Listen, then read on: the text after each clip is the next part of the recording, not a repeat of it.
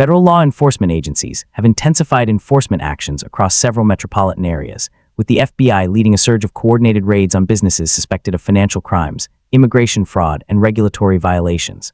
According to officials familiar with the operations, these raids were the result of months-long investigations involving subpoenas, financial audits, and surveillance, aimed at dismantling networks accused of exploiting loopholes in federal law.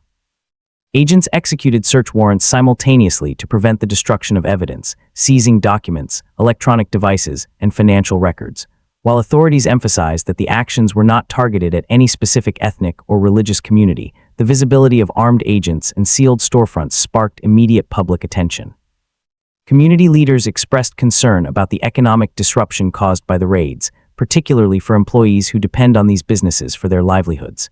The FBI maintained that enforcement actions of this scale are necessary to uphold the rule of law and protect consumers, stressing that legitimate businesses have nothing to fear.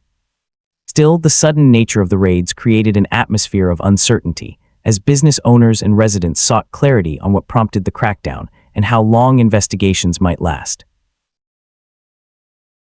Amid the unfolding enforcement actions, tensions escalated when a Somali woman confronted reporters and bystanders outside one of the raided locations, voicing anger and frustration over what she described as unfair treatment and collective suspicion. Her emotional outburst quickly circulated on social media, where clips were shared widely and debated intensely. In her remarks, she criticized what she perceived as excessive force and questioned why certain communities often feel scrutinized during federal investigations. Supporters argued that her reaction reflected deeper grievances about marginalization, economic vulnerability, and fear of being stereotyped due to high-profile law enforcement actions. Critics, however, contended that investigations should not be framed through an ethnic lens and warned against conflating lawful enforcement with discrimination. The moment became a flashpoint, drawing attention away from the legal details of the case and toward broader social tensions.